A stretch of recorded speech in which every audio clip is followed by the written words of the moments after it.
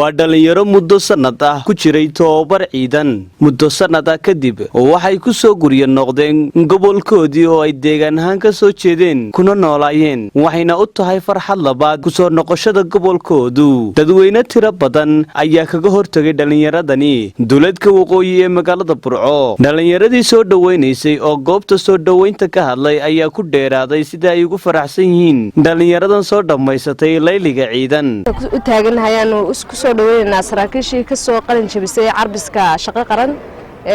oo dhowr iyo toban ahaayeen reer Togdheer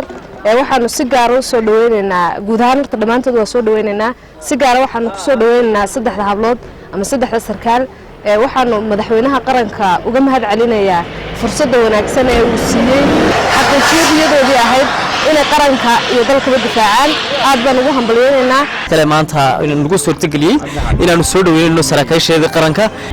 marka hore waxaan leenahay ugu horeyn waxa hogaamisay naftiini marka hore labaad waa u dhabar adeegteen in aan marxalado fara badan u adkaysataan idinkoo dhalinyaro ah taliyayaal qaran baatiin marka aad waxaan u hambalyeynaa qaranka gobolka Togdheer iyo dhammaan Soomaaliland madaxweynaha qaranka oo fikradiisa qiimaha badneed ay maanta hirgashay dhammaantiin waxaan leenahay hablaha aad baan idinku faraxsanahay idinku hablahayaga qiimaha badnaayna haddana qarankiini qayb ka noqotaan aad iyo aad baan ugu soo dhaweynaynaa saraakiishani waa astaan qaran waxyaabo badan bay xambaarsan yihiin markoobaadka waxay xambaarsan yihiin fikradii madaxweynaha Soomaaliland ee ahayd in awoodda dhalinyarada looga faa'iideeyo dalka marlabaadkana waxay xambaarsan yihiin dhalinyaro iyagoo aqoon-yahanna oo jaamacada ka soo baxay intay shaqo qaran galeen haddana saraakiil ciidan noqdeen runtii annaga dhiirigelin bay noo tahay dhalinyaro ahaanna runtii qiimo iyo qaayay nagu fadhidaa waad aragtaan maanta sida la isugu yimi haween iyo ragba maanta hadaan haween gobolka Togdheer ama dhalinyarada gobolka Togdheer farxad bay noo tahay horta marka hore waxaan u yimid dhalinyaro maxay hayday Sarakiil ah aad baan ugu faraxsanahay mar labaad waxaan ku soo faraxsanahay haweenka maxay hayday Sarakiisha hadaan hablaha reer Togdheer noo soo baxay faraxsanahay soo dhaweynta aan soo dhaweynayna halkan waxaan u taaganahay baadka u taaganahay ayaga waxaan leenahay soo dhawaada ku soo dhawaada gobolkiini nana ku hadlay afkii ururada arrimaha bulshada oo dhan waxaan soo dhaweynaynaa dhalinyarada shaqo qaran soo dhameysatay Sarakiil waxaan ku soo dhaweynaa gobolka Togdheer waxaan leenahay ku soo dhawaada gobolkiini oo idin baahan qarankiini idin baahan oo wada soo dhaweynaa mar koobaad mar labaad mar saddexaad laan horta soo taaganahay nimadii iyo hablihii gobolka Togdheer ee soo dhameystay sanadka dalweyne ka yimi وانا aad iyo aad u salaamayo ana aad iyo aad ugu hambalyeeyo ardaydeeda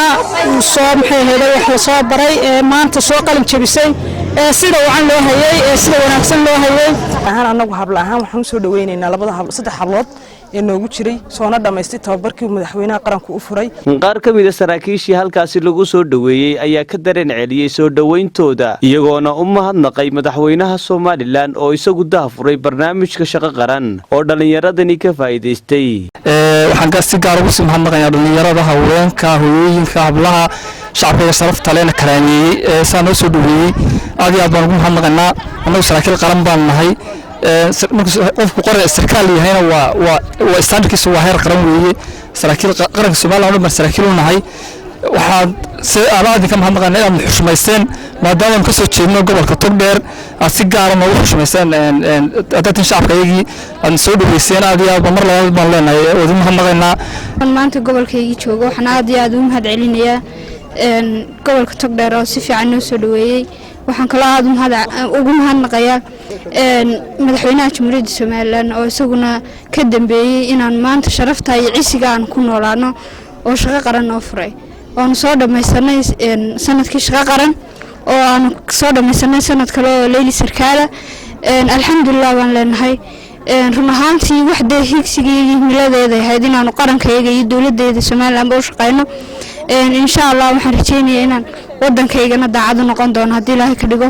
aad baan idinku mahad celinayaa bulshada gobolka Togdheer oo si fiican noo soo dhaweysay ugu dambeyntiina waxa loo soo galbiyay gudaha magaalada Burco ayaan le Cabdullaahi Jaamac wararka warbaahinta SBC magaalada Burco